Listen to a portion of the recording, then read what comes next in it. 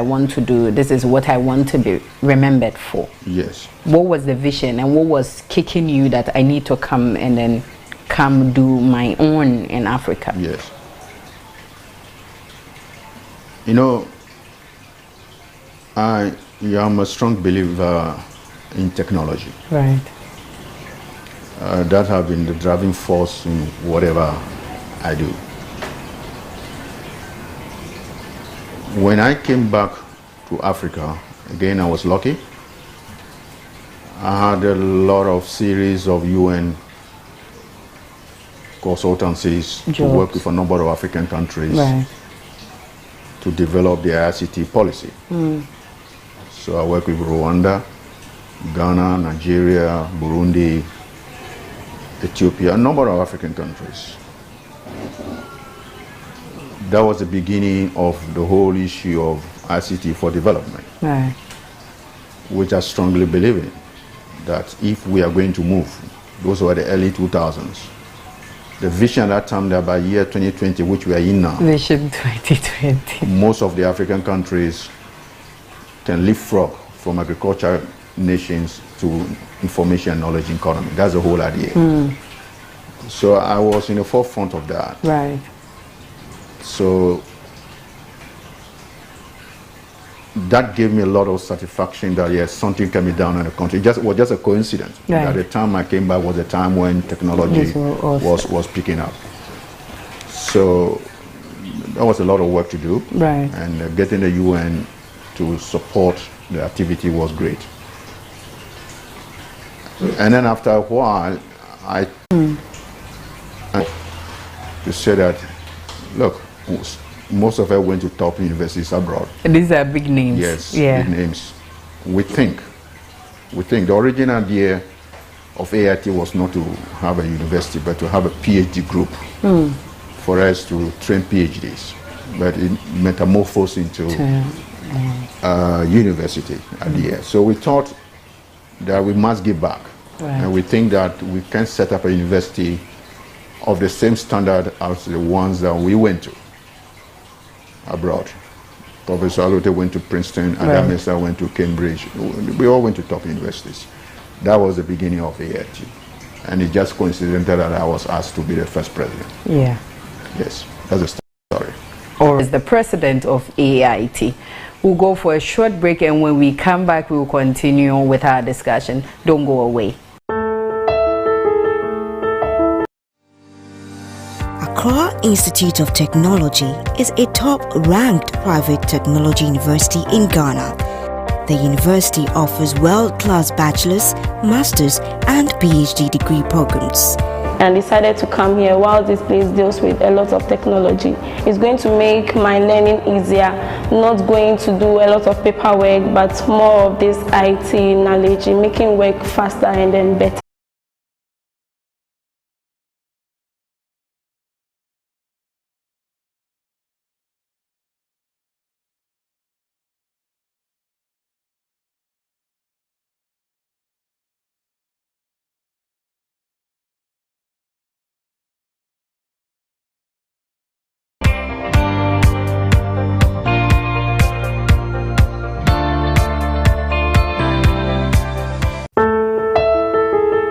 Clement Jijono, who is the president of AIT. And before we went on the break, Prof, we were talking about how you came up with AIT. We know you've done a lot looking at where we are, which is part of AIT, the building of AIT.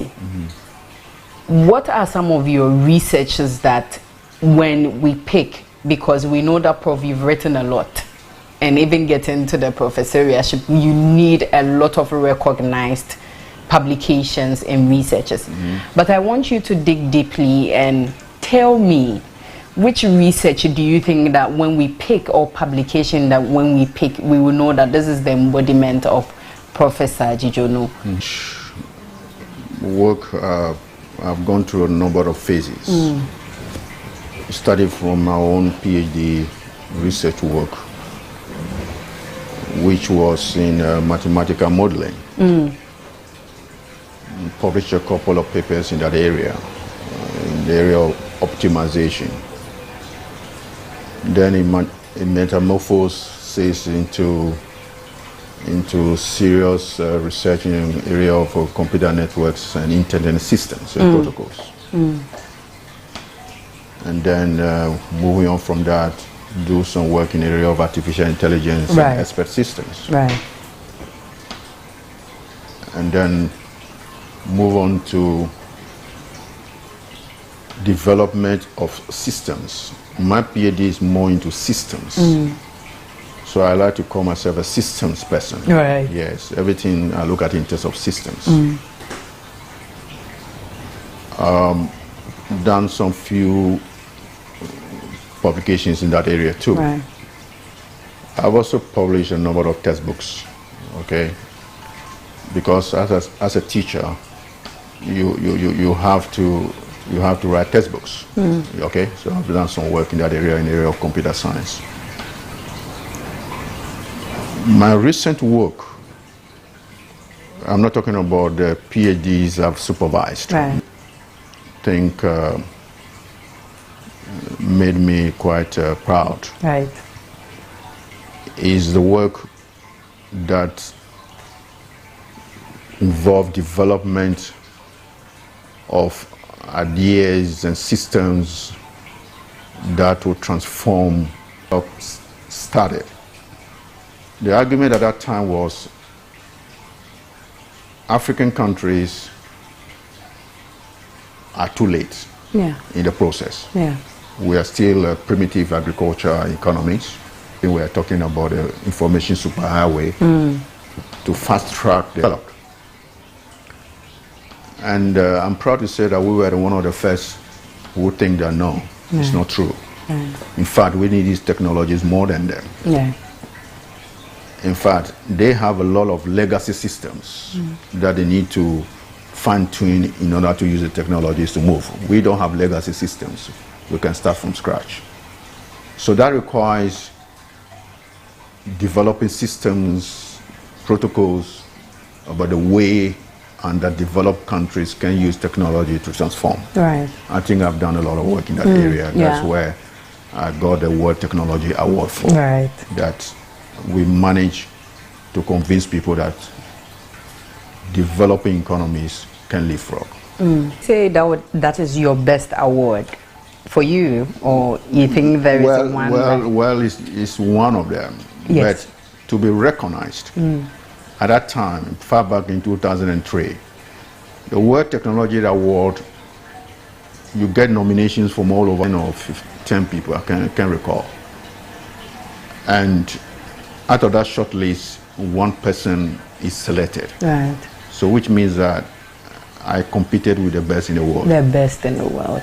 And at that time, no African have won that award. Right. So although other awards are also very distinct, I thought that award was a recognition of the fact that we in Africa too do have something to say, something to do about how we can develop using the technologies.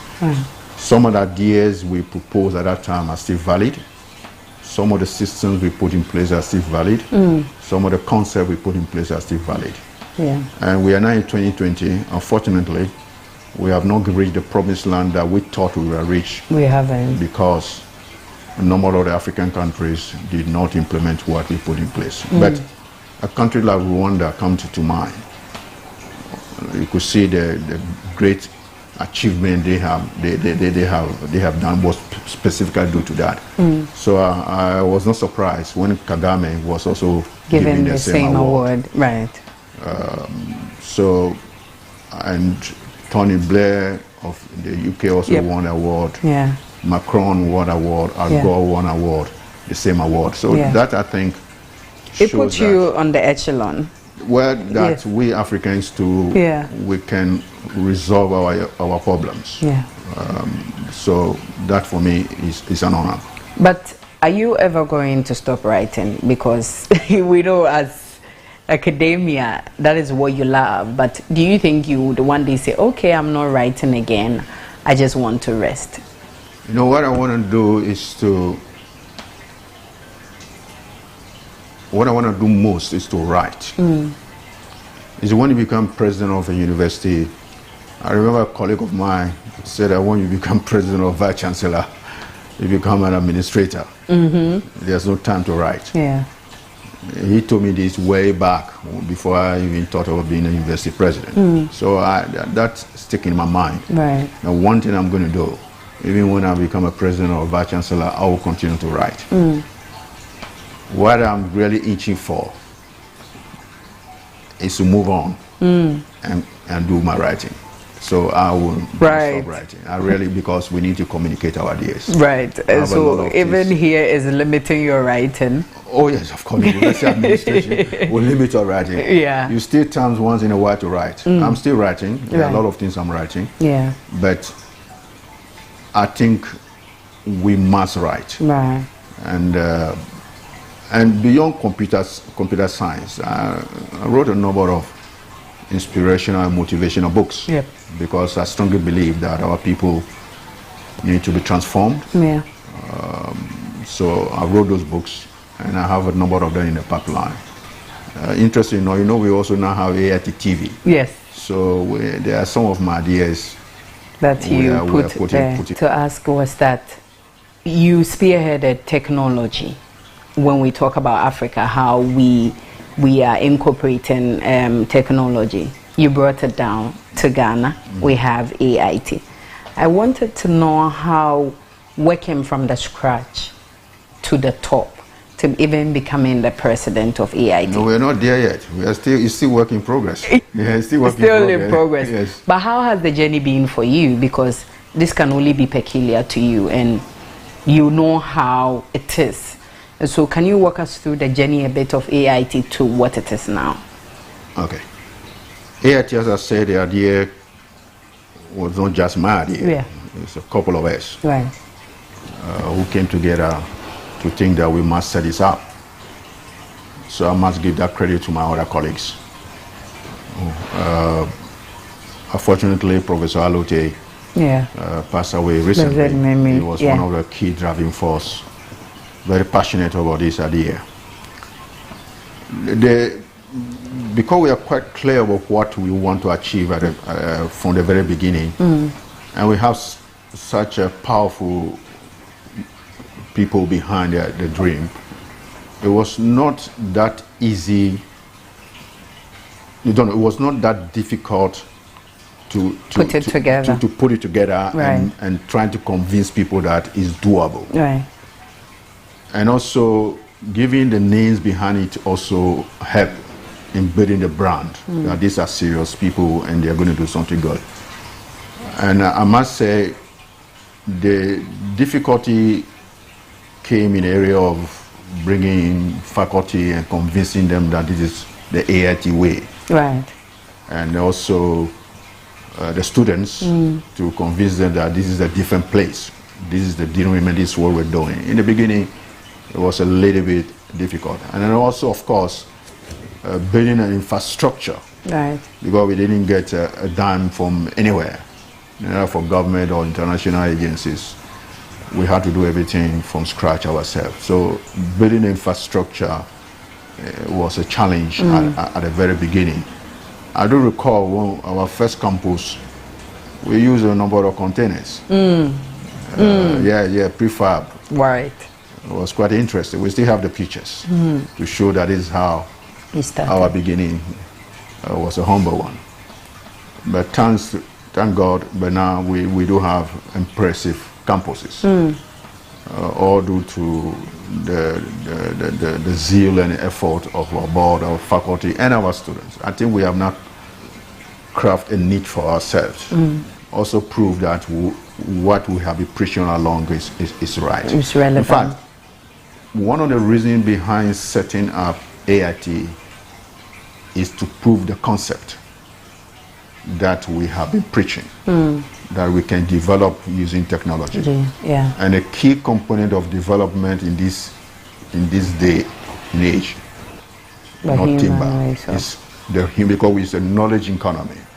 So AIT is also an idea that it is doable. Yeah. You can produce the human resources that we need in order to transform our economies. Right. So it's quite Work in progress. Yes, it's work in progress, and tell other universities to look our way and see how. So we share a lot of our systems, our ideas with other universities, with other colleges, both in Ghana and outside. That is doable, and we have done it, and we think that we can compete with one of the top universities anyway. A lot of reading around to see how the US universities are faring, how the European universities are faring, and how the Asian universities are faring. I must tell you, you were proud. We are proud that we are there with them. We are ready, and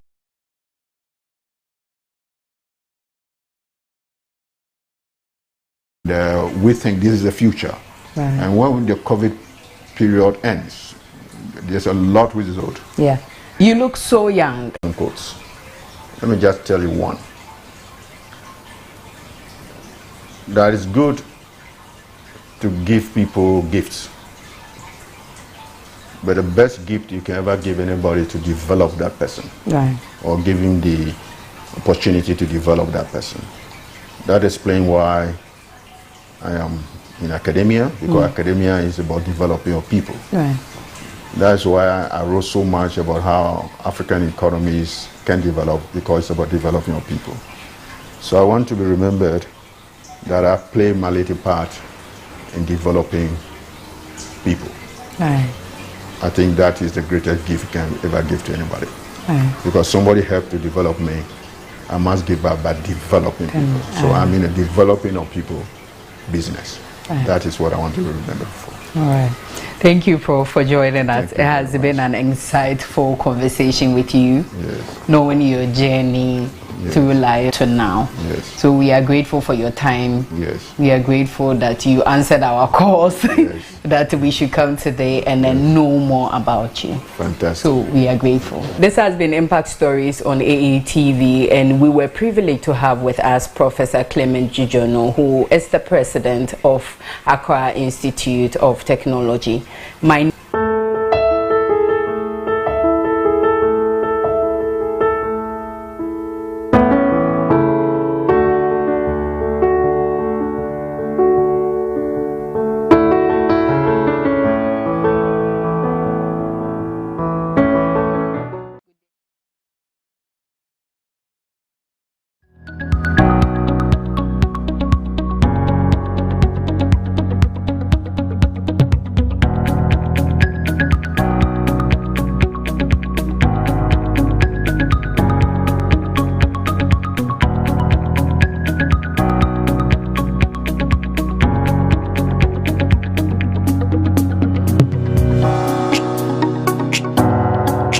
Event Update is all about information about upcoming higher education events and scholarships in Africa, and it is brought to you by the Association of African Universities.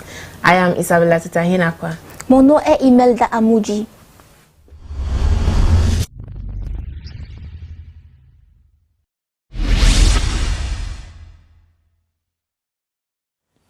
The Africa Graduate Mentorship and Coaching Program is calling for application for the Africa Graduate Mentorship and Coaching Program 2021 to mentor and coach graduate level students between 20 and 30 years of age in Africa in the areas of research and professional development.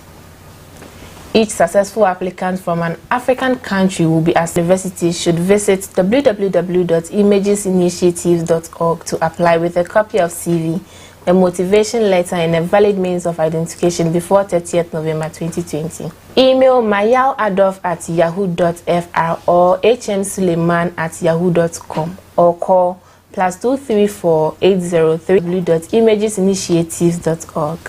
Le programme africain de mentorat et de coaching appelle à une demande mentorat pour les diplômes africains et programme de coaching 2021 pour encadrer les étudiants de niveau supérieur en 20 et 30 ans en Afrique dans les domaines de recherche en développement professionnel. Chaque candidat retenu d'un pays africain sera effectué à un mentor et coach de vie en Afrique et en diaspora. Les étudiants diplômés intéressés de toute université africaine devraient visiter le www.imagesinitiative.org, de postuler avec une copie de CV une lettre de motivation et un moyen d'identification valide avant le 30 février ou hmsuleiman@yahoo.com ou appelez le 00234 803 738 80 87 pour plus d'informations. Vous pouvez également visiter le www.imagesinitiative.org. Doctoral researchers to enable highly qualified scientists and scholars from all disciplines and countries who are embarking on their academic careers and have completed their doctorates less than 4 years ago. Interested applicants should kindly apply with a CV, research outline, doctoral certificate, German language certificate if applicable, in November 2020. Visit www.humboldt-foundation.de for more information. Les candidats sont ouverts pour la bourse de recherche Alexander von Humboldt 2021 pour les chercheurs postdoctoraux afin de permettre aux scientifiques hautement qualifiés et des universitaires de toutes disciplines et de tous les pays qui entament leur carrière universitaire et ont terminé leur doctorat il y a au moins de 4 ans. Le demandeur intéressé doit veiller postuler avec un plan de recherche, CV, un certificat de doctorat, un certificat de langue allemande, cas d'échéance de déclaration de l'hôte et configuration des installations de recherche entre 4 avant le 31 décembre 2020. Visitez le www.humboldtfoundation.de pour plus d'informations. Applications for the Canon Foundation Kyoto University Japan Africa Exchange Program 2020 are open to highly skilled scholars in the field of African Studies research for a minimum of 3 months to a maximum of 1 year. This program is intended to support partner institutes in Africa who wants to do research in Kyoto. Interested applicants are to have at least an MA degree and be employed either at KU or KU's partner institutions as postdoctoral fellows. Kindly submit a research plan, 2 reference letters, CV, a copy of doctoral certificate, a passport size kyoto-u.ac.jp to apply. And for more information, please email africaunit@kura.kyoto-u.ac.jp or visit www.africaunit.kyoto-u.ac.jp. Aux universitaires hautement qualifiés dans le domaine de la recherche sur les études africaines pendant au moins 3 mois jusqu'à un maximum d'1 an. Ce programme est destiné à soutenir les boursiers de l'université de Kyoto qui souhaitent faire de la recherche en Afrique et par les universitaires de l'institut partenaire de l'université de Kyoto en Afrique qui veulent faire des recherches en Kyoto. Les candidats intéressés doivent avoir au moins un diplôme d'AM et être employés dans l'un ou l'autre KU, partenaire de KU ou les institutions partenaires de KU en tant que boursiers postdoctoraux. Veuillez soumettre un plan de recherche, 2 lettres de référence, CV, une copie du certificat doctoral, une photo de format passeport et une liste de vos publications académiques à appliquer via africaunit@kura.kyoto.uac.gp. Et pour plus d'informations, veuillez envoyer un email au africaunit@kura.kyoto.u.ac.jp. Oxford University is inviting suitable qualified international students who want to study in the field of humanities to apply for the fully funded Mika and Ahmet Ertegun Graduate Scholarship Program held at Oxford University in 2021 to 2022 academic year.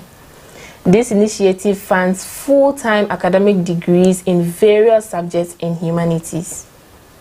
To be eligible, applicants must be applying to start a new 1 or 2 year full-time master's degree, as well as must be applying to a humanities course within faculties in Oxford universities. The grants will be awarded on the basis of academic merit and the additional requirements specified in the Ertegun Supporting Declaration form. Qualified applicants are to apply online at the same time as you apply to Oxford by selecting Mika and Ahmet Ertegun Graduate Scholarships in the humanities in the funding section before 22nd January 2020. For more information, visit www.humanities.ox.ac.uk or email graduate.admissions@admit.ox.ac.uk. You can also call +441865 270059. L'Université d'Oxford invite les étudiants internationaux qualifiés et appropriés qui veulent étudier dans le domaine des sciences humaines de postuler au programme de bourse d'études supérieures Mika et Ahmed Erdogan entièrement financé qui s'est tenu à l'Université d'Oxford en 2021-2022. Cette invitation finance un diplôme universitaire à temps plein dans diverses matières en sciences humaines. Être candidat admissible doit postuler pour commencer une nouvelle maîtrise à temps plein d'1 ou de 2 ans et doit postuler à un corps sciences humaines au sein des facultés de l'université d'académique et les exigences supplémentaires spécifiques dans le formulaire de déclaration à l'appui Edgon.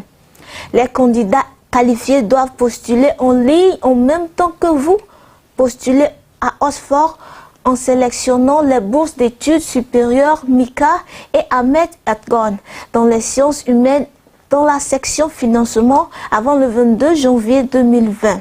Pour plus d'informations, visitez le www.humanities.ox.ac.uk ou email graduate.admission@admit.ox.ac.uk. Vous pouvez également appeler le 0044 1860. Open for the MTN Global Graduate Development Program 2021 for young energetic graduate persons between the age of 22 to 20 Africa. This program will provide you with an accelerated career path and opportunity to genuinely make a difference in your community. Interested applicants must be energetic and enthusiastic between the age of 22 to 26 years with a first class or second class upper university degree in digital marketing, commerce, economics, or business administration. Kindly visit www.leap.ly/opportunities to apply. And for more information, visit www.mtn.com/careers/graduate-program. La candidature est ouverte aux diplômés mondiaux MTN âgés de 22 à 26 ans à travers l'Afrique. Ce programme vous offrira un cheminement de carrière accéléré et de la possibilité de faire véritablement une différence dans votre communauté. Le candidat intéressé doit être énergétique et enthousiastique entre 22 et 26 ans avec un diplôme universitaire supérieur de première classe ou de deuxième classe en marketing numérique, marketing, commerce, administration des affaires. Veuillez visiter le www.lib.ly/opportunities pour postuler et pour plus d'informations, visitez le www.mtn.com/careers/graduate-programme. That is all for today's update. Event Update is brought to you by the Association of African Universities. Please follow us on our social media platforms at Association of African Universities on Facebook and YouTube, AAU TV_African Universities on Twitter, and AAU TV Official on Instagram. You can also visit our dedicated website at tv.aau.org for more of event updates. I am Isabella Titahinakwa. Je suis Imelda Amoudi.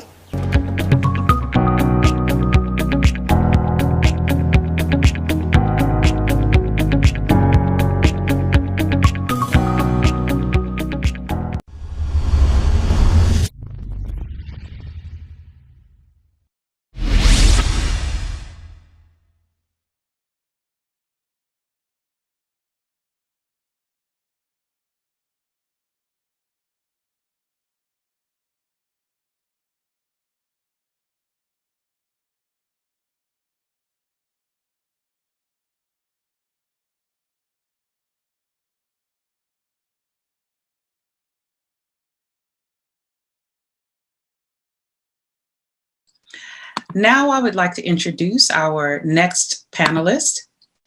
Her name is Professor Aurora Vergara. She is an Afro-Colombian scholar who holds a PhD of sociology from the University of Massachusetts Amherst. She is the winner of the Martin Diskin Award from Latin America Studies Association for the best PhD dissertation that integrates activism and rigorous knowledge production. She was nominated as one of the 20 best leaders in Colombia by the magazine Semana and Fundación Liderazgo y Democracia in 2016. Please forgive my pronunciation. Professor Vergara is director of the Center for Afro-Diasporic Studies and is a professor of sociology at ICESI University. She is an anthologist, author, and compiler of books such as Decolonizing Worlds, Contributions of Black Intellectuals to Colombian Social Thought. Her latest publication is Race in Global Perspective in the Oxford Bibliographies of Sociology. Please welcome Professor Aurora Vergara. Thank you, Dr. Harrison, for your presentation, and the pronunciation was great. Greetings, everyone from Colombia. Good morning, good evening, good afternoon. I would like to start my remarks by thanking the organizers of this event. I am honored and humbled by the opportunity to be part of this important event. General and the chairman for their opening remarks and the excellent speakers of the panel on the role of the African diaspora on the diaspora in higher education.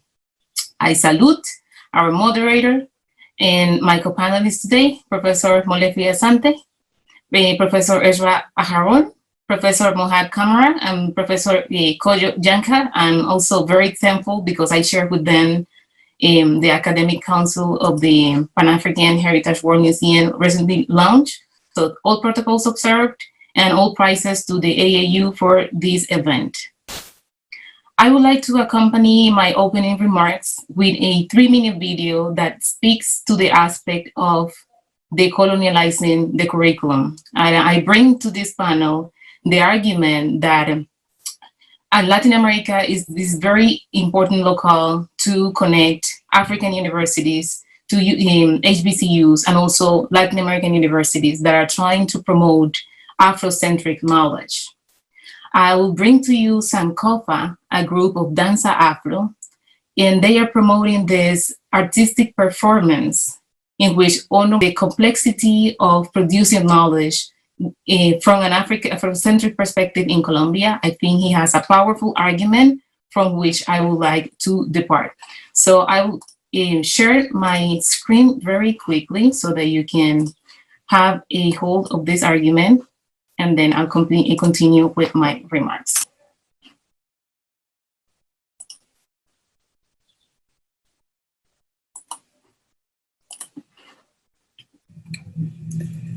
En varias ocasiones he recibido una clase magistral sobre las costumbres y la cultura a la que pertenezco por parte de antropólogos, sociólogos.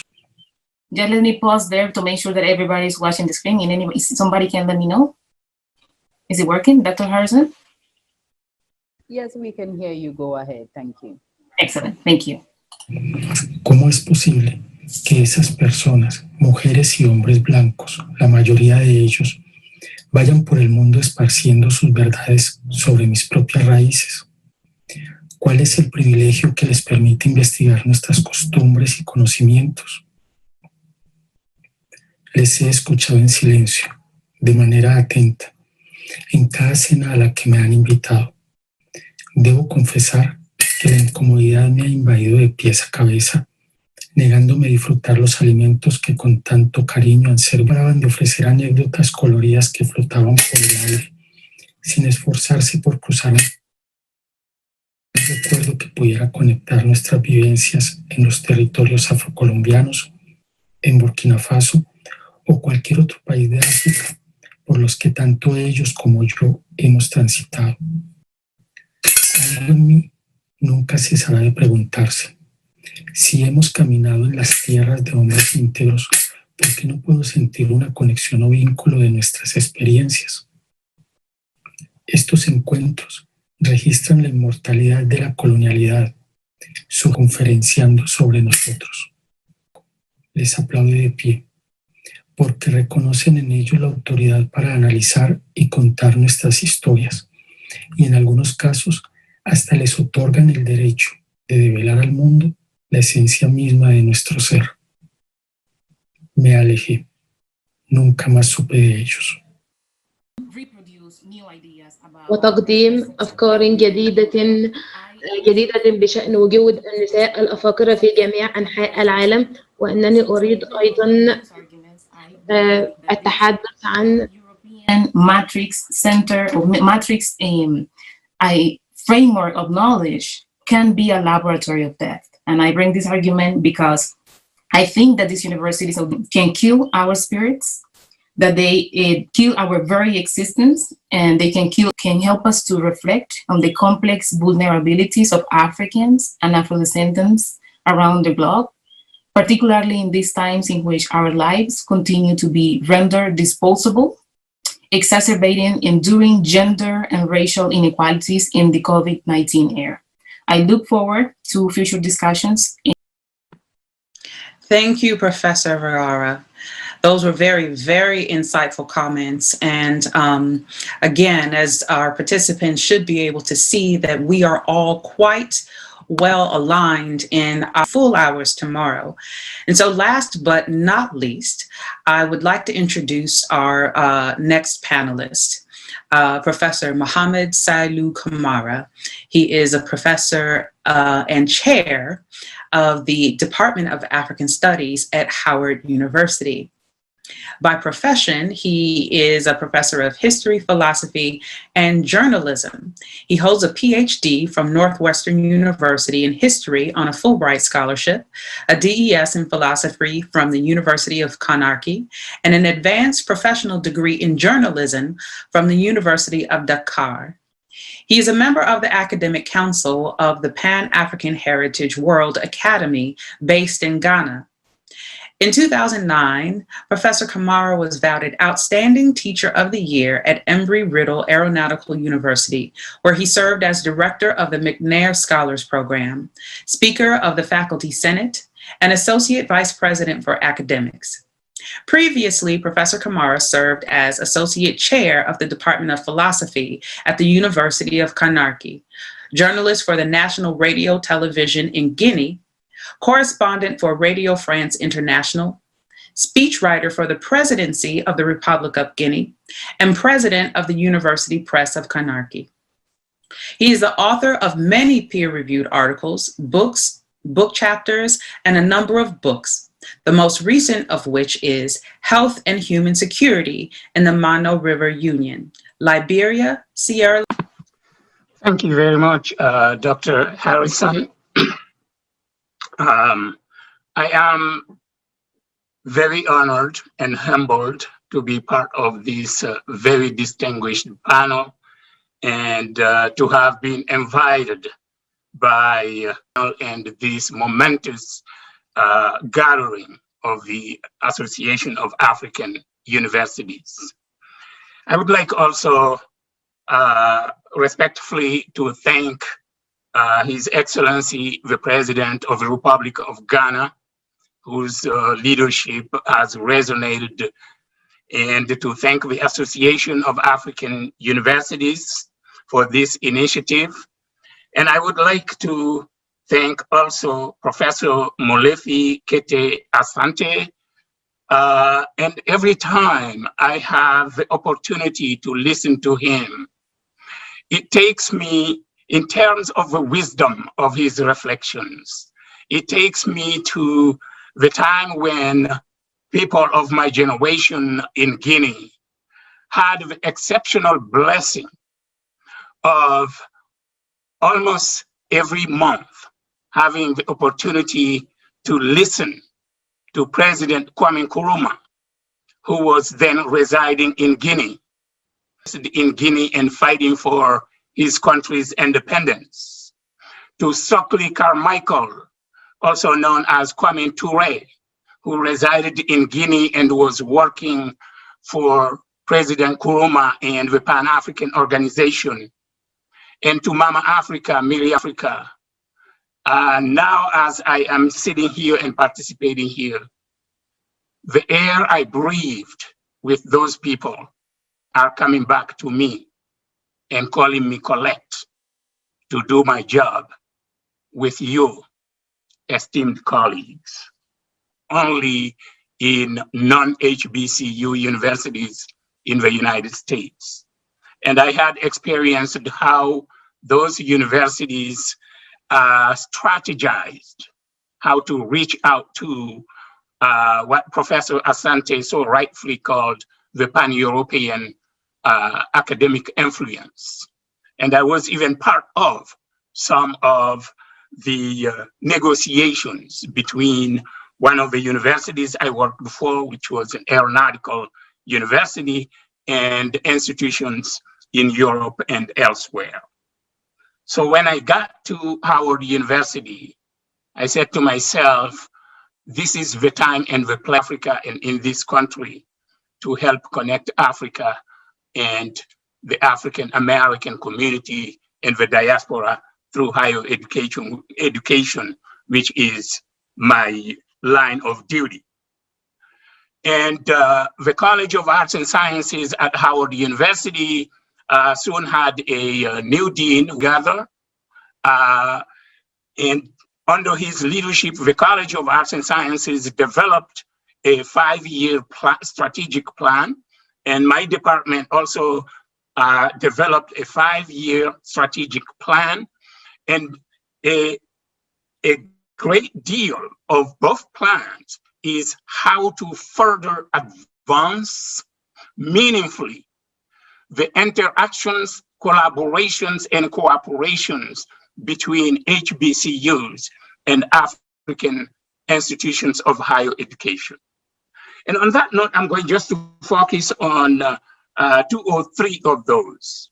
One is Howard's engagement with the University of South Africa, UNISA, and Professor Asante leadership elite of our time, President Thabo Mbeki and President Barack Obama.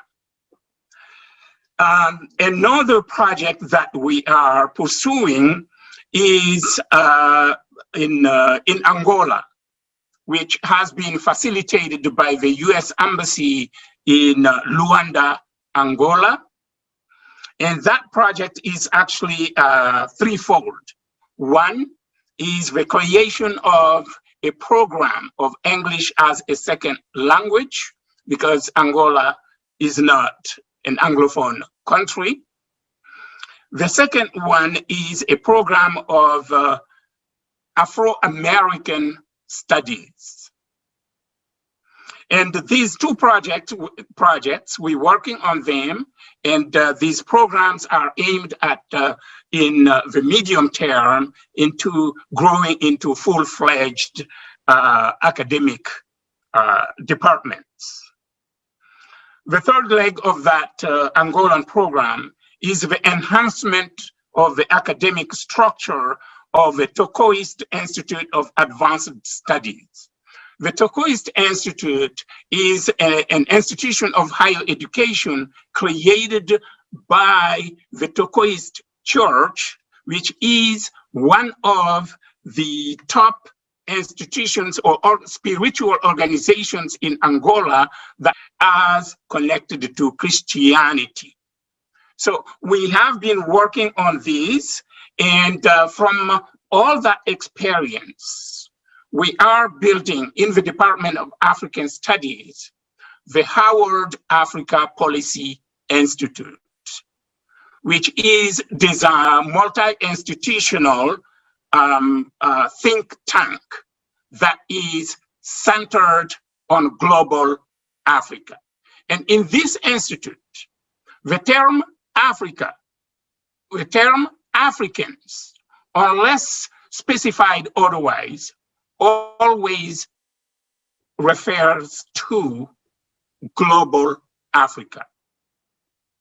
Africans on the continent and the people of African descent worldwide, which means that we need to reflect on the decolonization of education, the elimination of the meta-colonial in Africa, but also everywhere, so that the curriculum that we're going to develop and teach our young men and women will reflect who we are and what we aim to become, not only tomorrow, the year after, but in the long run.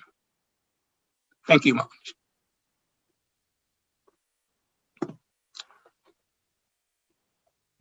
Thank you very much, Professor Kamara. Those were very insightful comments, and I think a perfect bridge into our general discussion. As a reminder for some and for those who have joined us since the opening announcements about how the panel is going to proceed, we have approximately 30 minutes remaining in our panel for today. Though it started late because the morning plenary session ran over, I do not necessarily know that the panels will run long today. I will wait for our MC and our technology team to indicate to me exactly how much time we have left in the panel. But because regardless of whether we run over a little bit or not, we have limited time for discussion today. We will not be able to get to everyone's questions. If you have questions or comments, please put them in the chat and are sending me those questions in order to ask as many as I can. But that said, though we have limited time for discussion today, our panel continues tomorrow at the same time, and we have 2 full hours to engage in robust discussion. So please do not be discouraged if we do not get to your question today. We hope that you will join us again tomorrow for a much more extended conversation. And so I want to dive into that conversation, touch on a number of topics that I, as a moderator, have, and that some of our panelists got together and discussed a bit in preparation for today. And Professor Kamara, it is particularly a delight for me to be moderating this panel since you served as my dissertation committee chair. So now the tables are turned and I get to ask you questions. Following up on the remarks from the panelists, particularly our keynote speaker, Professor Asante, there is a running theme here about reclaiming our own knowledge, and with that in concrete terms. The work, Howard, you just mentioned with Howard University sounds like it is beginning to move in that direction. But I want us to start with the conversation of what that truly means. And for me, having studied at a predominantly white university for a very long time, one thing I can say in my experience in both places reflects on some of Professor Yanka's comments about the fact that we do not know each other when we encounter each other, at least here in the produce from a Eurocentric perspective that are designed purposely to keep us divided. How can we begin to break down those barriers so that when we engage with each other, we engage with how the institutions and programs at Howard University may begin to do that? And then I would like to go backwards and ask Professor Yanka to comment on that, and Professor Vergara, because of the fact that she is in Colombia. And quite often we lose sight of the diaspora discussions and centered in discussions about the African diaspora. Professor Kamara. Thank you very much, Dr. Harrison, for this very thoughtful question. Very concretely, let's take the Joint Graduate Leadership Certificate. The curriculum that we have developed, Howard University developed, I believe, 3 courses, South Africa, 3 courses. Each of these courses is aimed at drawing from the African community that is predominant in on each side. Let's say, for example, for Howard University, our courses will be in large measure, not exclusively, but in large measure, informed by the African American sense of ethics, family values, community leadership. What does, for example, what does a church mean for an African American community, historically, culturally, morally, spiritually, for instance? What does the minister mean when he or she addresses issues of leadership from the family circle all the way to the community? And what's your response? Yeah, thank you. Several levels. On the continent of Africa, I know that the ministries of education have a lot to do with agenda setting.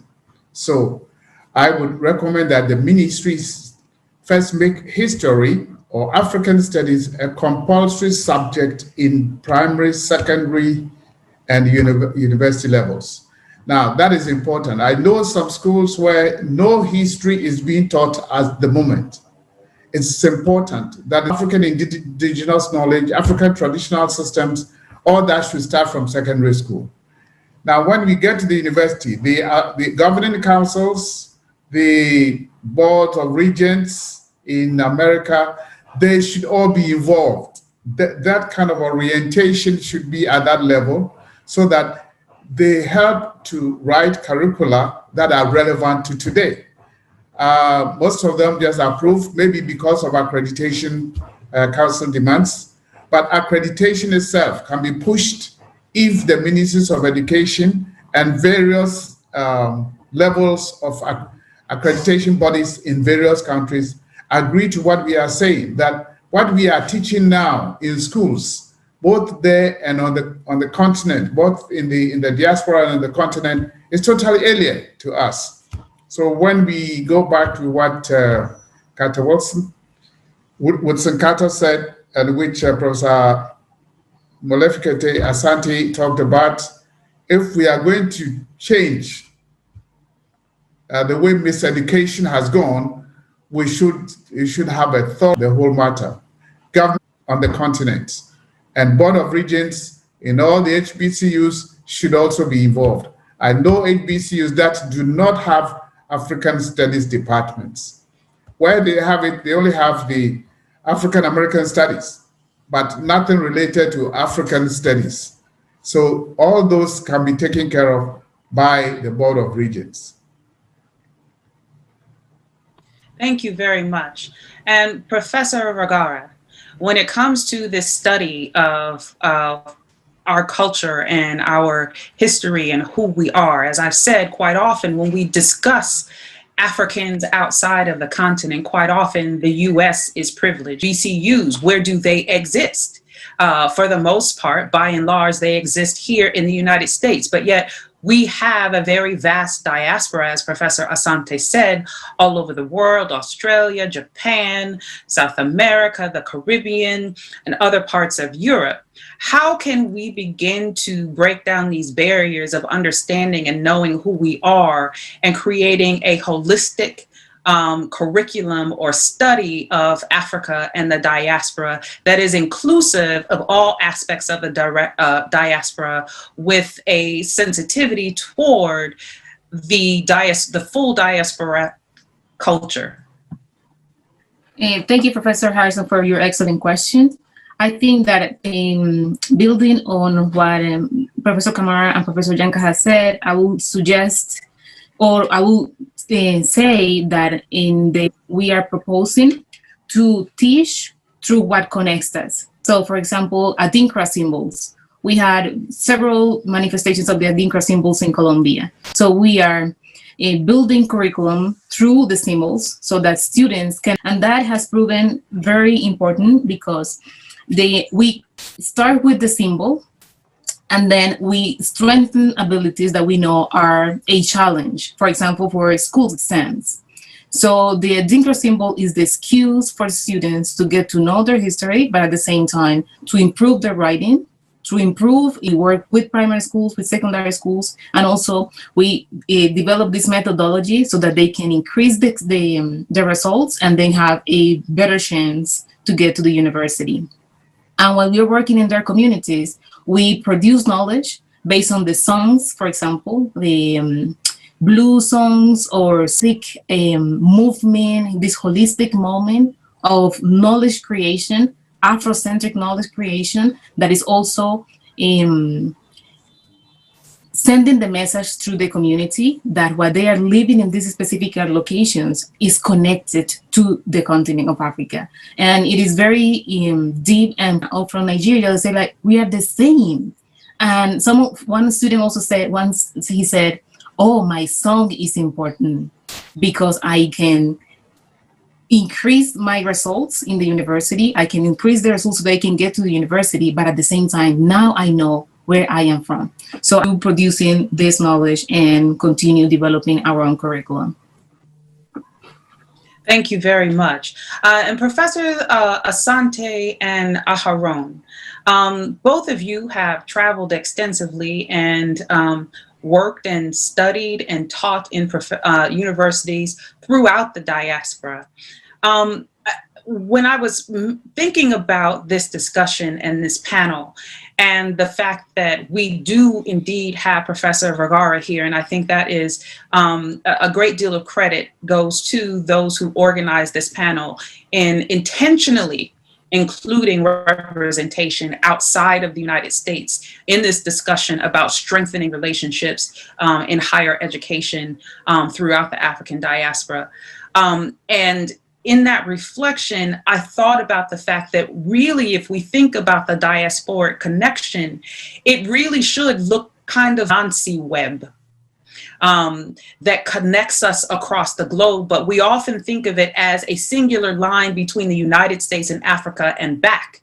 But if we're talking about diasporic connections, I sometimes wonder if Anansi is waiting for us to learn the lesson from the tricks the colonizers have played on us to keep us divided regarding our own identities. Can you, Professor Asante, and you, Professor Aharon, talk about your ideas of how we can begin to actually build that web, to knit that web of connection across universities, even those universities in the diaspora that are not necessarily African-centered, but have African departments, and how we can build African departments in universities that do not currently have them? Yes, I will attempt to answer that very complex question and deep question. And tricks that Anansi played on us was that the slave ships, the European slave ships, and we should always say European slave trade. It was not an African slave trade. It was European slave trade. But the European ships put some of us in Jamaica, but we may have been from the same villages in Africa. In other words, Aurora may very well be related to me, generations back. We don't know. You see what I'm saying? This is a trick of Anansi that we assume, mainly because of languages and of the various oppressions that we have suffered, that we are totally different. Well, we may have come from the same villages or the same towns in Guinea or Senegal or Ghana or wherever, Nigeria, wherever, you see. So in a sense, we are one family, and we are a Pan-African academy. And one way I think that we can go about this, and I certainly appreciate all of the suggestions that have been mentioned, in particular the work that Professor Kamara is doing at Howard and others, and certainly Professor Kojo Yanka knows this as well because he's working on the Pan-African Heritage Museum, that we can speak together now because we're beginning to get more common understandings, more common information. We're not exactly on the same pages yet, but we're certainly in the same book. And by being in the same book now, certain things that music has done that to a large degree, that our music is global, and it is also international and Pan-African. So that's been one. I think our art has been that way. Our dance is certainly that way. So there's certain things now that we're beginning to see, oh yeah, because you can go anywhere and talk about Fela. And everybody knows, so there's something there in terms of this connectedness. But I wanted to say that there is something else that I think might be useful. Years ago, and this is again dating myself, in many ways because it was one of the glorious times. And Tommy Sankara had a conference. He called a conference in Ouagadougou. And I was very young at the time. And this conference was for the Institute of the Black Peoples, it was called. And the Institute of the Black Peoples, the idea behind this, and he died before he could bring it off, but it still happened. And that's another story, but we won't tell that story. But his idea was that with all these African people in the diaspora and all the Africans on the continent with different languages, why not have a center, an international center, where at least so that we can read the same documents. But there's no reason why Du Bois should not be able to be read in Yoruba or in Zulu. I mean, why not have a center, an institute of the Black Peoples, it was called, where it would be working, and this would be funded. It would have been beautiful to be funded by the AU, but certainly the AU has financial issues, but that's another question too. But it should have. It should not have, but it does have, right? But there's a possibility that we can do these things. That's how you have to build a Pan-European, the African Academy. The Pan-European Academy is built with funding, private, sometimes public funding, to sponsor awards and to give to create contests. The best one to do this and to do that. And so to build a culture, we've got to build a Pan-African Academy. And we can do this if we have some sort of way of translating works that are written in indigenous languages or in African languages, I should say, because all languages are indigenous, but written in African languages and translated to other African languages and even to European languages. And that way we have common information. Thank you, Professor Asante. Professor Aharon. Yeah, thank you. And I think a lot of times there's an assumption that people know already. And I think a large part of what we have to do is, as someone earlier said, propagandizing what it is that we do. And I say that in a way of modern day marketing and promoting, which I said there are over 100 of them, at least on paper. There are even more Black professors. And so when we're talking about an engagement like this, I think it's important to say, well, we don't have to wait on the university. We are professors ourselves. We all have our own networks of independent relations and scholarship and things that we do. So the 10 of us who are here today represent what could become a critical mass to change the way the diaspora here in America relates to Colombia. We have Professor Vergara right there, and I'm very interested in working with, we've begun the very idea that Dr. Asante just described, that, you know, nothing is preventing us from making those types of engagements happen. You know, when we look at Marcus Garvey and the things that he did, you know, he didn't have internet, he didn't have a cell phone, he didn't have any of the modern technology, yet, you know, he had millions of followers. So in the same way now, you know, we have all of this modern technology where instantaneously we can be in touch with each other and share ideals and so forth. And so, as I said, it's about the end use of the knowledge that we have.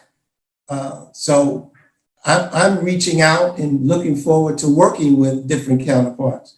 Honorable Kojo Yanka and I, we signed a partnership at Delaware State the end of last year to do just that in terms of connecting with media and social media platforms to promote what it is that we believe in, is that we can do in terms of the propagandizing of it in creating new networks and engagements with people and other institutions. So I think that if we gathered ourselves and looked at the pros and cons and put together strategies to make greater things happen, you know, like Garvey said, what one man has done, others can do. Thank you very much for those comments. We are nearing the end of our time, but not quite out of time. And so I want to turn to questions from our participants.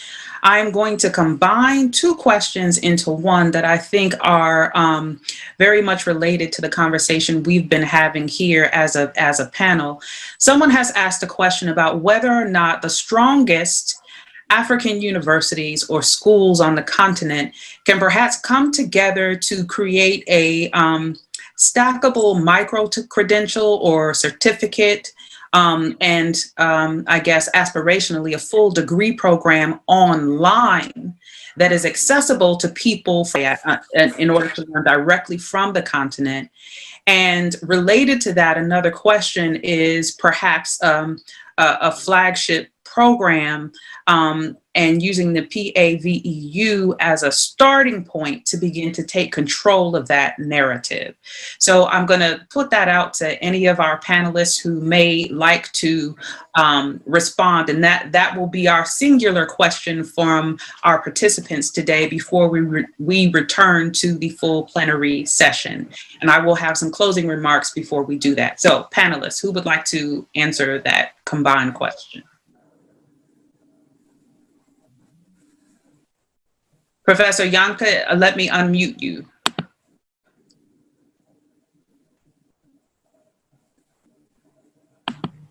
There we go. You're unmuted now. Go ahead. Thank you, Lakeisha.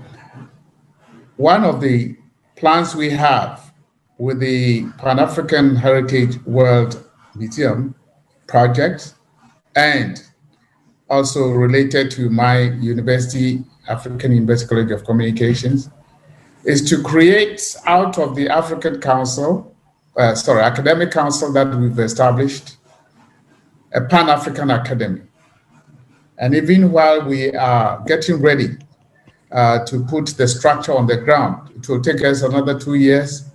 We plan to run some programs online, but that will be raising more awareness about the need to decolonize the academia, and also to bring this new awareness up. We will not impose it on the universities, but we think that if we start this online program and we have our, accredited professionals and scholars on this program, giving these lectures continuously every month, we'll be making a contribution to start the Pan-African University platform while we are waiting to get the museum itself on the ground. وبينما نحن ننتظر ذلك، اسمحوا لي أن أقول أننا واحدا ممن أسسوا مؤتمر التراث العالمي الأفريقي بهدف الاستمرار في الوصول بهذه الآداب إلى المزيد من الوعي وتعميق الفهم والتفكير بشأن أفريقيا. لذلك قد تأسست هذه الجامعات بواسطة البعض الذين يتبعون الأنظمة الأوروبية، وإن واحدة من هذه الحركات التي بدأت هذه الخطة هي متابعة خطة أخرى. شكرا لك. في الجلسة القادمة أحاول سأقدم لك سؤالا آخر. I would like just to add quickly. لذلك سيتحدث مع البروفيسور محمد كمارا.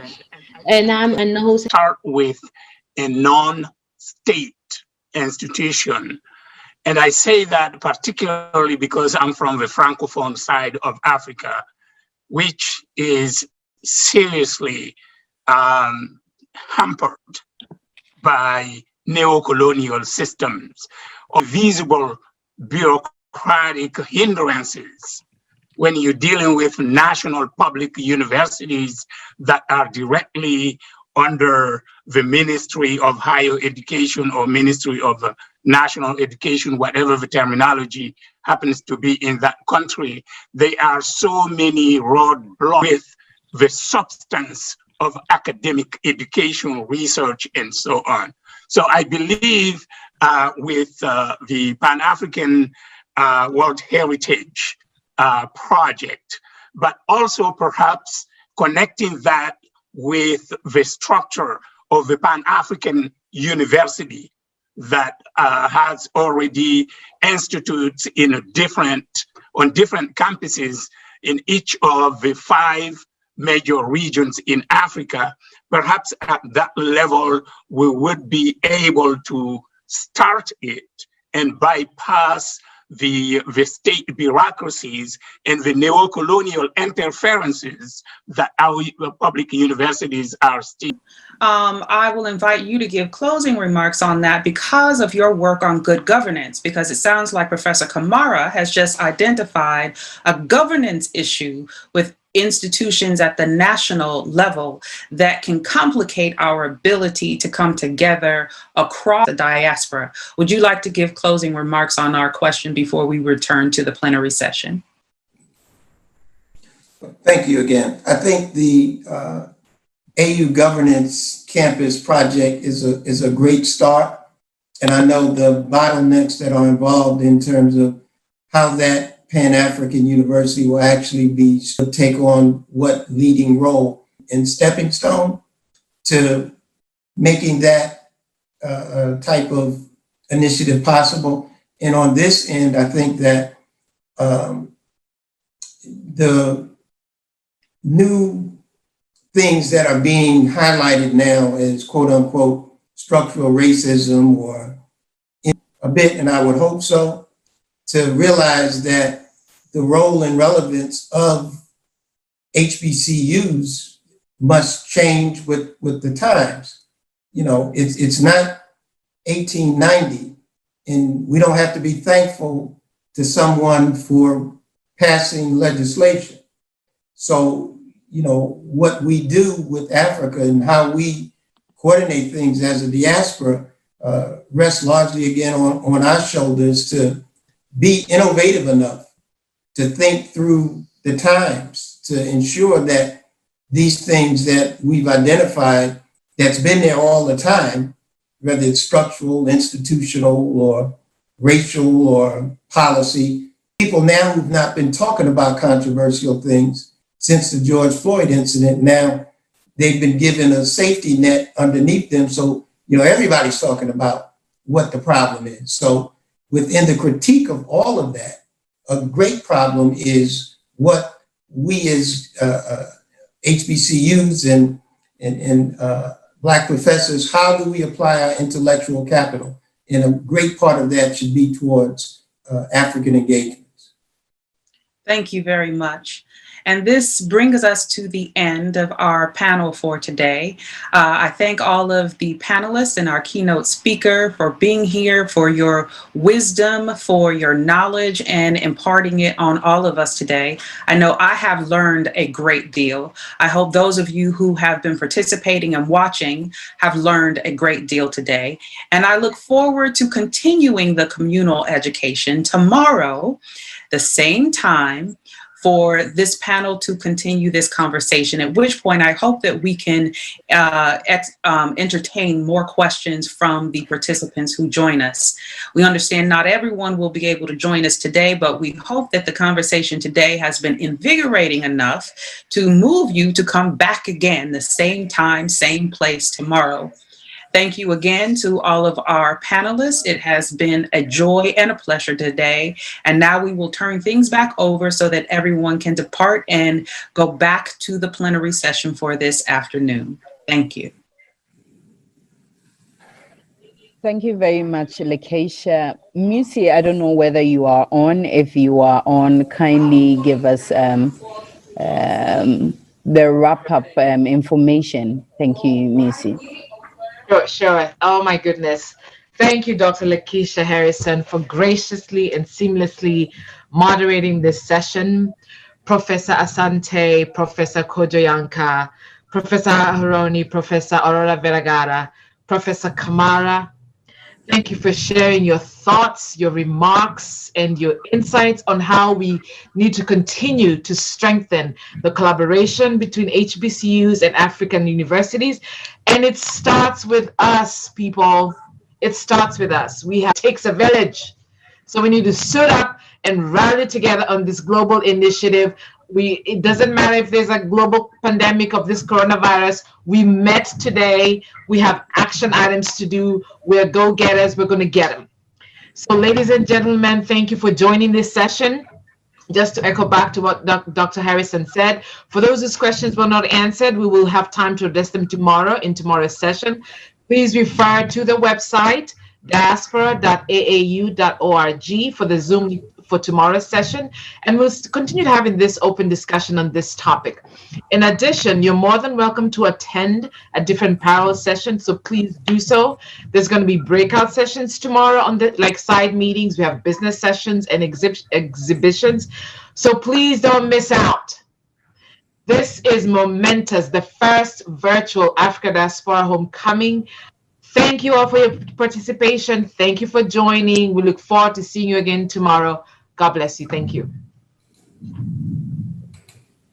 Thank you so much, Musi. It was a great session with you and all our panelists. We want to announce that tomorrow's session would rather be 3 p.m., which is 11 EST and 12. Okay, I'm missing that all of that up.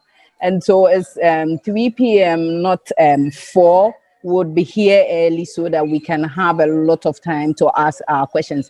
And so thank you, Missy, for this great MC. Our moderator, Lakeisha, thank you very much. And to our panelists, it has been so much fun with you and insightful and educative with you. And so see you tomorrow, 3 p.m. would be here. Thank you very much and enjoy your evening. Bye. Prof. Aharon. What did they? No, I will need. Prof, you're muted. Or say, do we have a database where willing collaborators could contact relevant offices for? Yes. Yes. It was great. Oh, thank you. Yeah. Thank you. Even finished. Yeah. Tomorrow, though. Yeah. Tomorrow we'll continue with that. Yeah. Yes. Yeah. I hope you enjoy the rest of your day. Thank you. I'm trying to log back to the other session, so yeah. I didn't even realize I was still here. No, I think we are all done. We don't need to go back. Yes, we are all done. We'll just come back tomorrow at 3 p.m. GMT. Oh, so that's 11. Yes, 11 Eastern time and 12 CST. Ah, okay. Yeah. Okay, thank you. I was thinking it was 3. Thank you so much. Thank you, Prof. All right. Bye. All right.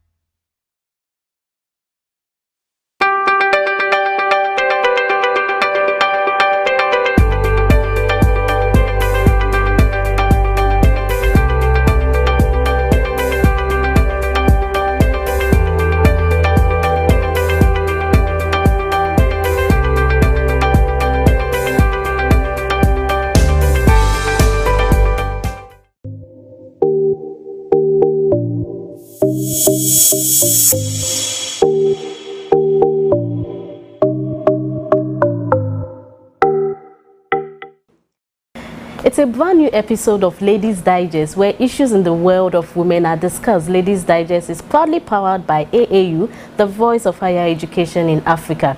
In today's discussion, we will be discussing quite a common issue, which is no respecter of status or persons, and it affects both male and female. Remember, you can catch us up on our social media handles on Facebook and YouTube at the Association of African Universities and on our Instagram handle at Ladies Digest. Do stay tuned. I'm Johnny Kuyaiwa.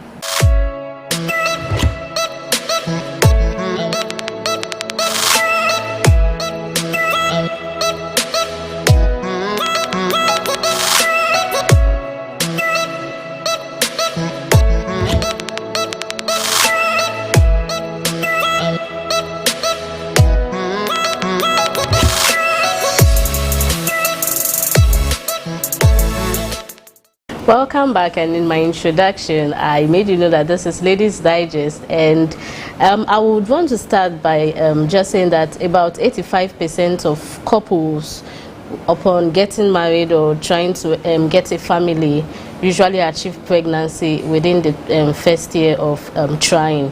But then if this doesn't happen, what do you do? It's both men and women, but then we'll be looking at infertility in women. And as usual, I have my gynecologist, my expert, to help us discuss this issue on infertility in women. Welcome, Doc. Thank you. Happy to be here. How's your weekend? Oh, it was great. And okay, you look good too. Thank you. Yeah, so we are looking at it because early on we talk about infertility, and we noticed that it's, I don't know if it's my eye noticing alone, we noticed that more common now than then for this issue of infertility. You see young couples getting married and then they are having issues or trying for more than a year and nothing is happening. So would you help us, like assist us with the statistics, the current statistics now compared to previous years?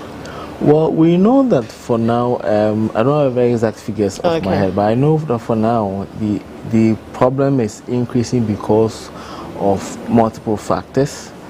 Partly because because of career development and education as well. Yes, there's more investigation as to final cause. So usually the perception, particularly in a sub-region where the problem was infertility was a problem of the woman. Yes, it's gradually changing. Sure. You know, so yes, it's become more. People have become more aware, and then and also increasing sexually transmitted infections contributing to tuberous disease. Also, part of the reason why it's rising. Yeah. So yes, it's an emerging or it's a pertinent problem in our okay, so at least we've gotten that. So I will want, as usual, the very lay definition of infertility. Well, it is defined as the inability of a couple to achieve a pregnancy in spite of regular and protected intercourse over a period of 12 months. Over a period of 12 months. That's a year. Oh, okay. So we know that in every condition, there are usually underlying factors that put individuals at risk to that particular condition. So here we are talking about the risk factors. Would you be able to help us with some risk factors that affect? The requisite to achieve natural conception or conception naturally, you are looking at having adequate or good sperm. We are looking at having good tubes that work, because fertilization happens inside the tube. Also, ovulation happens on a very regular, consistent basis. Those are like the 3 basic things needed. So, with regard to the factors, usually it's maybe 40% to the woman, about 30% in terms of male factor. And then 30% split across both, and then a small percentage which is unexplained, maybe 1 or 2% unexplained. So what that means is that in spite of all the investigations that we usually do, you will not find an obvious cause. So that is the distribution. But with regard to risk factors, so anything that affects sperm quality would be a factor in terms of maybe having diseases like mumps as a teenager that affecting the sperm, the testicular structure, having certain exposure to certain chemicals that also affects sperm production. With a woman, we are looking at inflammatory disease or sexual transmitted infections that affect the tubes. Okay. We have people who have ovulatory problems, maybe PCOS, or for some reason ovulation is not consistent. Or we have people who have problems with their womb itself, either fibroids or adenomyosis or endometriosis, which also affects the tubes as well. Okay. So any of these can lead to having problems with infertility. Okay. Yeah. Will lifestyle be one, or the weight of a lady? Yes, with regard to lifestyle and weight, usually lifestyles may lead to increased BMI, so obesity with time, and then once become overweight, increased risk of having ovulatory problems or menstrual irregularities, alongside other comorbid, maybe blood pressure issues or blood sugar also affect, because all other medical conditions that are not well treated or optimized can also affect fertility. Okay. Yeah. So in trying to address these factors independently, I know in your first, when we're talking about the statistics, and you mentioned like getting married, settling down late or trying to give birth late would be one. I would want to know, can one of them be a cause in general, or let's look at if you are obese, can that alone be a risk factor, or it has to be associated with other things? That alone, yes, can be a risk factor. Wow, because it can present comorbid medical problems as well. But usually, some of them, you have a combination of a lot of factors. So usually in our assessment, we try to find out whatever it's there. Whether it's a tubal factor, it's an ovulatory factor, or it's a male factor. And then we'll try to solve. But yes, being obese alone can contribute to that. Okay, so still talking about obesity, I want to look at obesity in children, first of all, because that's where a girl child develops. So obesity in a girl child, looking at, we know most of the times it's the food they eat nowadays, which is more like the lifestyle. What can be done about that, or can it start affecting them as children with regards to infertility? Well, usually what happens is that the reproductive axis would mature after puberty. So usually a child that hasn't undergone puberty is not reproductively capable. Okay. So yes, if you're overweight in childhood, it has its own problems, and then it can also affect the hormonal balance. As you hit puberty. So then, for the woman or the girl child who's overweight, the biggest is hormonal imbalance. Watching the weight from like childhood to avoid. Ideally, yes. To watch a child, the weight from childhood. Okay. So let's talk about the causes of infertility. What would be some causes of infertility? Well, as I mentioned earlier, we usually, in terms of gross tubal factors, factors that are attributed to ovulation or the ovary itself, and then factors attributable to the uterus itself. Then we have the 30% male factors. For whatever reasons, male sperm or the sperm is compromised. And then we have 30% due to the both of them. Then we have a 1 to 2% unexplained. So commonest thing amongst the women will be the tubal factor, which usually has antecedent infections, pelvic infections from poorly treated, such as other pelvic inflammatory diseases, which are not well treated when it does happen, or multiple episodes of that, leading to compromising the tube and the tubal function as well. Or we could have problems with ovulation, which is where biggest example is the PCO, where the ovulation is not on a regular basis. So those are maybe the top two problems. Then we come to problems with the womb, which is the fibroids, other problems like adenomyosis or endometriosis, which can also affect the womb as well.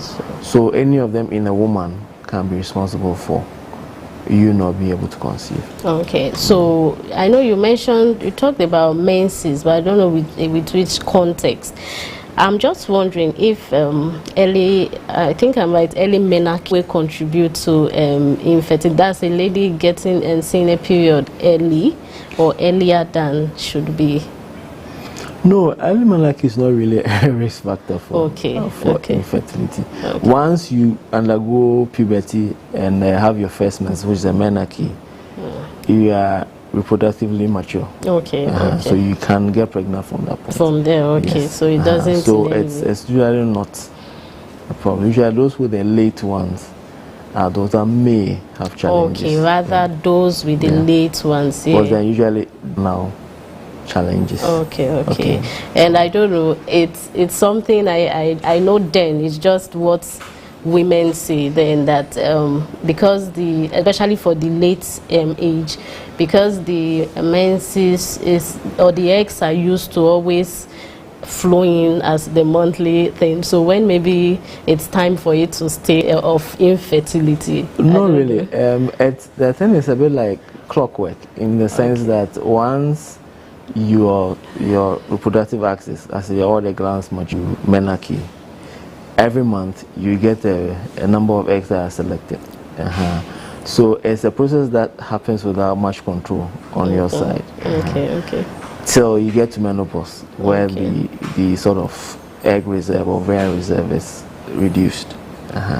So it's an automatic process happening every month. Okay, that's true. Okay, we'll go for a quick break. Yeah, this has been Ladies Digest, and we've been discussing infertility in women. We talked about the causes of infertility, where we talked about the lifestyle, obesity, and all. When we come back, we'll talk about the treatments and other things. Do stay tuned.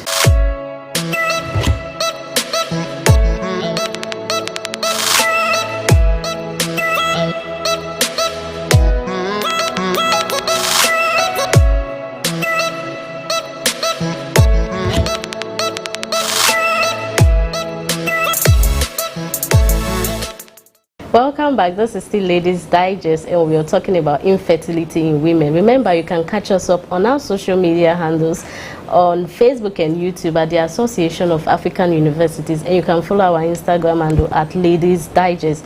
And we are still discussing infertility with Dr. Kwejo Owusu-Ansah. Welcome back, Doc. Thank you. Yeah, so I would want to talk about the symptoms.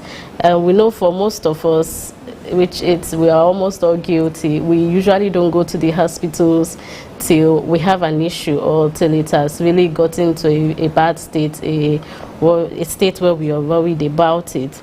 So that being said, I know the only symptom which I can think about will be the same condition, infertility. Well, it's very difficult to put it as symptoms because usually, as I said in the definition, is we would come in if the couple have failed to achieve a pregnancy over 12 months. Even with that 12 months, we are looking at where they are not ready. So how to really say this is infertility. Sure. So there are no obvious clear-cut symptoms to that. But usually, when you see, probably in the African context and sub-region, when couples get married, there's nothing, then probably family would start sort of mounting the initial pressure and childbirth. It's no more a decision to delay. You say, okay, we are ready to start a family, and nothing is happening, and that's when So even with that, once they start, we will give them 12 months. Okay, you still give them some 12 months, to try. Unless the only catch is if the woman is advanced in terms of maternal age, we're looking at maybe 38 onwards, maybe 40. Then that 12-month period probably will reduce to 6 months, where you want to be investigating at the more earlier stage than usual.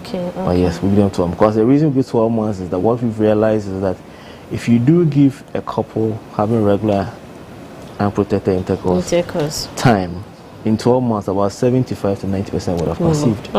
Without any intervention or medical help intervention from the medical person. And if you even give them an extra 6 to 12 months, another 4 to 5% would conceive.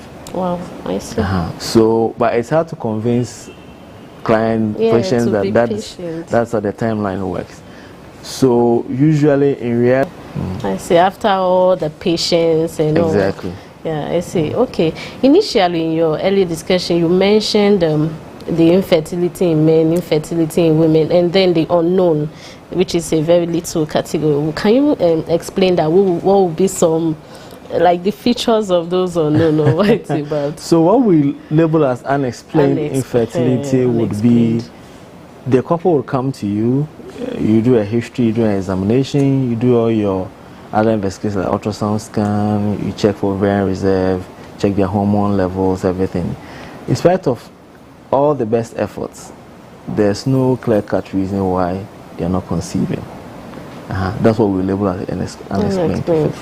So when it comes, but then for that aspect, treatments can be done for that. So usually we would recommend straight up going for an assisted conception technique. Okay, all right. Because it will be difficult to try and explain why naturally they are not conceiving. They are not conceiving. That's true. Okay, so let's still talking about menses, because I think it's a very big factor to fertility or infertility, and we know that most times a lady, when you're having your period, you feel some ladies have some little menstrual cramps and all, and you mentioned endometriosis, and I know it's a feature of endometriosis has to do with acute pain, so which can equally be a contributing factor to infertility. So I would want to know when that pain, was the line between the pain of endometriosis where a lady needs to seek attention. Okay, so usually for the woman who's never given birth before, you have some pain. Usually it's hormonal. It may start a couple of days before the start of the flow, but what you do is pain intensity. That is the normal for most women until they give birth. Then almost their periods are painless in most instances. Yeah. Now with a woman with endometriosis, the pain may come before the cycle, may persist throughout the cycle, and may even stay afterwards. And some too may have to go to hospital with every cycle. Okay. So if you have a woman with persistent pain before flow, during the flow, and even after the flow, or a woman who gets hospitalized with every menstrual cycle, those are the initial red flags to maybe want to investigate further. So this could be a possible case. Yeah. I see. To be hospitalized, that's serious. I see. Okay. So let's talk about diagnosis. So a lady comes to you, or a couple comes to you, and apart from the question, have you been having regular unprotected sex? In your investigation, what would be some questions and then some series of tests that would be carried out to really ascertain? I mean, as a couple. Okay. Yes, this appeal to the men. They don't tend to show up. Yes. But I recommend you come in as a couple. So that we could see evaluation on both sides. So usually I take a history to find out how long you've been trying. Okay. Have there been any pregnancies in the past? You know, if they have, what were the outcomes? Okay. Did they end up in deliveries, end up in a miscarriage, or you actually terminated yourself because you're not ready? Or poor timing, yes. Then we'll find out about your pre-existing medical problems. Okay. Blood sugar issues, blood pressure issues, allergies, maybe autoimmune diseases, anything that you have. We'll look at previous surgeries that you had. Maybe some had fibroid surgery, some had laparoscopy for tubal issues or something in the past. And look at any medication you are taking at the moment. And then we'll look at if any prior investigations have been done. Because sometimes the couples tend to move around a lot, maybe with this moves, and so we'll find if any, and what were the outcomes. That's usually what we'll start from. And then we'll look at the sometimes you find that the only cause is the intercourse is not even regular enough. That's the only. I see. But realize that sometimes because maybe they live apart, or the pressures of life, you know, so ovulation and timing, and it's all difficult to follow. So they'll look at the frequency of intercourse. We'll look at existing or previous children from other marriages or relationships. Okay. So that's the initial history evaluation. And on examination, you look at the gender belt, if there are obvious reproductive or maybe issues with regard to their maybe with their PCOS, body hair, facial hair, all those, womb enlarged, you know. If we do a follow-up ultrasound scan to assess the womb as well, we assess the tubes with we are called the hysterosalping over HSG or laparoscopy to see if the tubes are open. In our evaluation, when tubes are open, we presume it to be functional, but we could be wrong, because most of the tests assess for tubal patency, not tubal function. Patency. Yes. Okay. So once they are patent, we presume it's functional. Okay. That's what they do. So we'll look at tubal patency. Then we'll look at if ovulation. We'll test if ovulation is happening. Okay. So you may use your previous cycle, and then know about your menstrual history as well, as in how regular are your cycles, how many days do they come for, and then maybe the man is initially. Okay. If there are problems, we'll go further, do a hormonal assay for the man to see.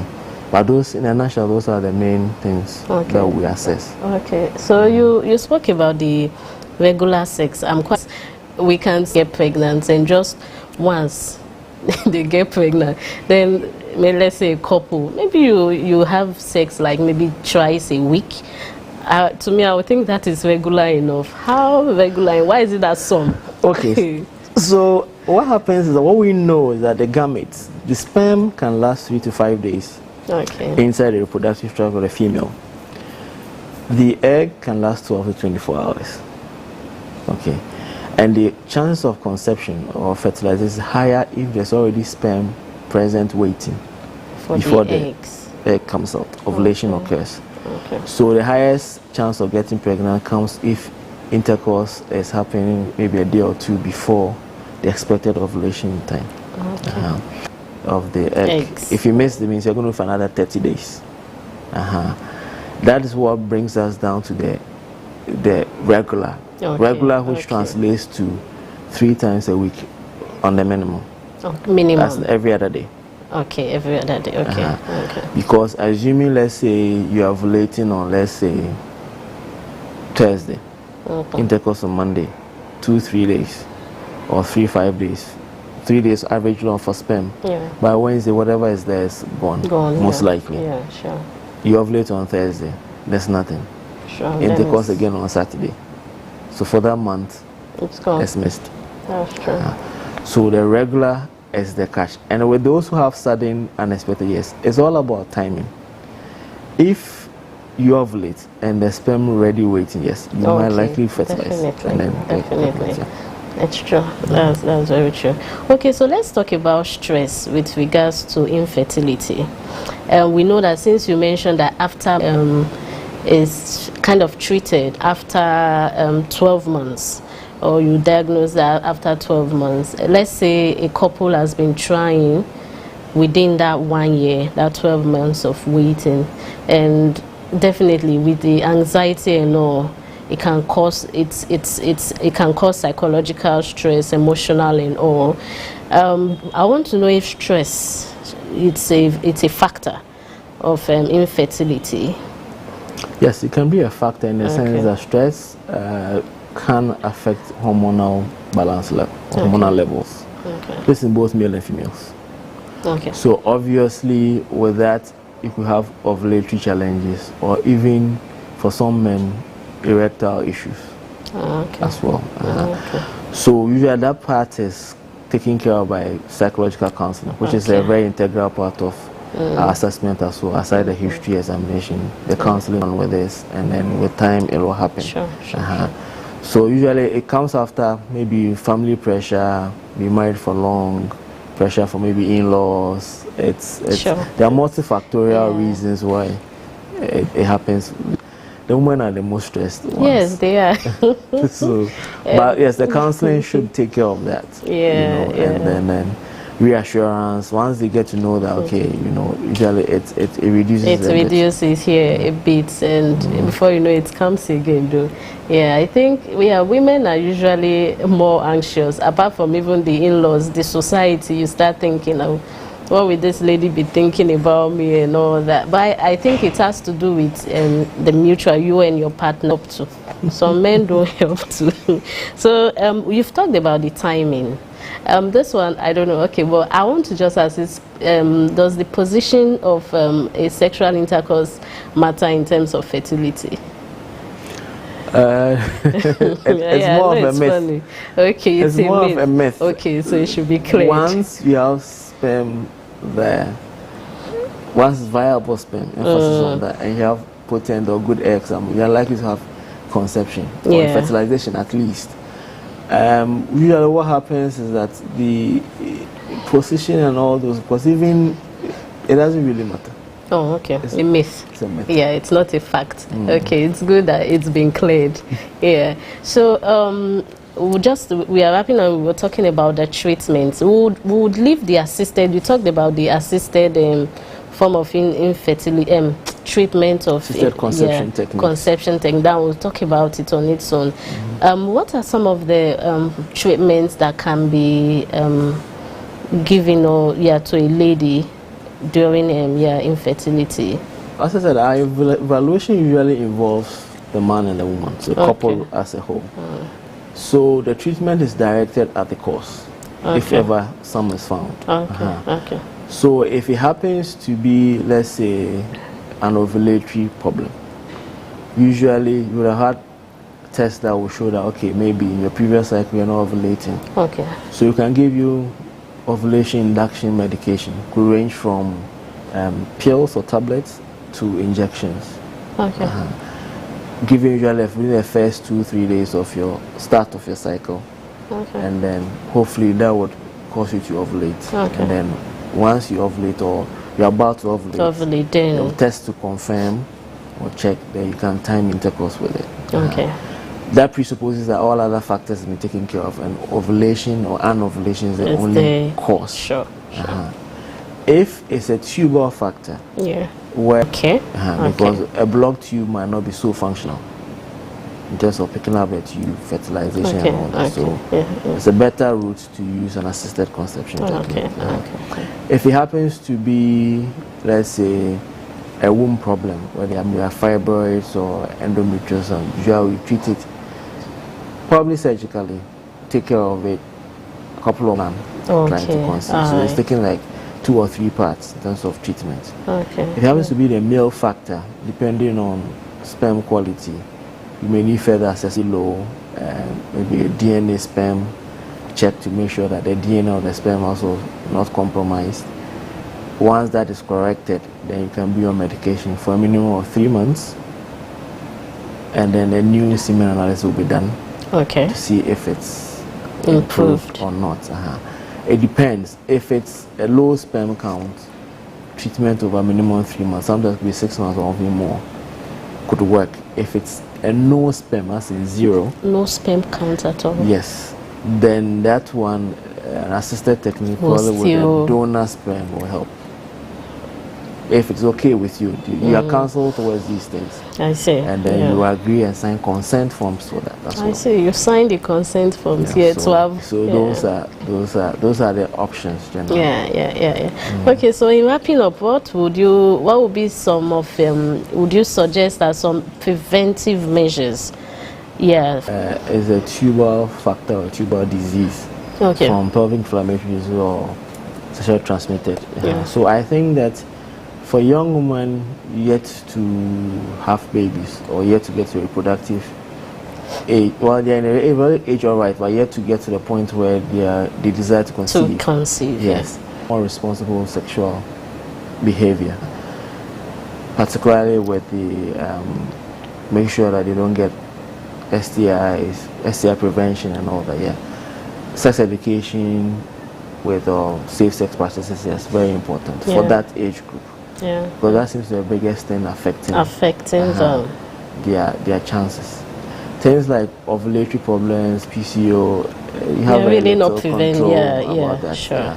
So that one, yes. And then it also depends on who you meet. You could be very fertile and meet a partner who's sperm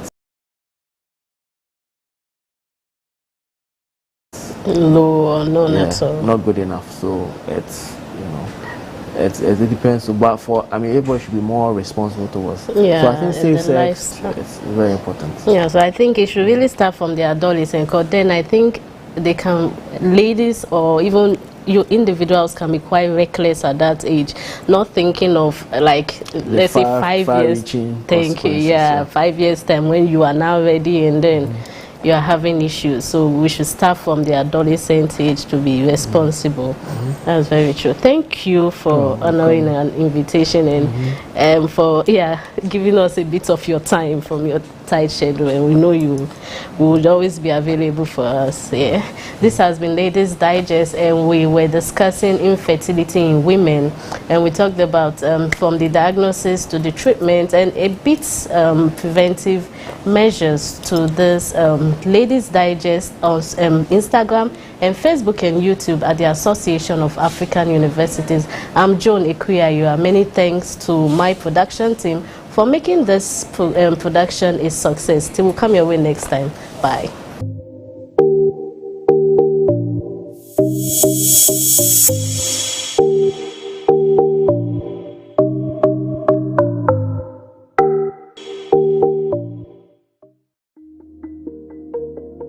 The Association of African Universities, AAU, is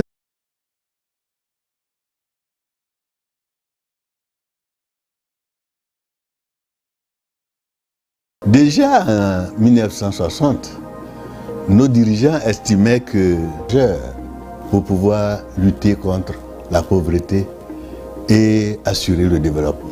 I am Nodumo Dlamini. I'm the Director of ICT Services and Knowledge Management at the Association.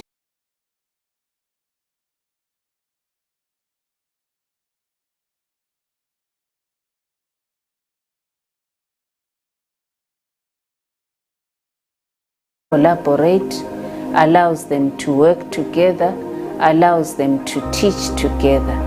Through this platform, a university in North Africa can work with a university in Southern Africa. Founded November 1967 at a conference in Rabat, Morocco, by heads of African higher education institutions, the association is currently headquartered in Accra, Ghana. My name is Maxwell Amo-Hoyt. I'm the Director of Finance of the Association of African Universities. The association sustains itself from contributions. Some of our development partners include the World Bank, other governmental agencies like the Swedish International Development Agency, UK Department for International Development, and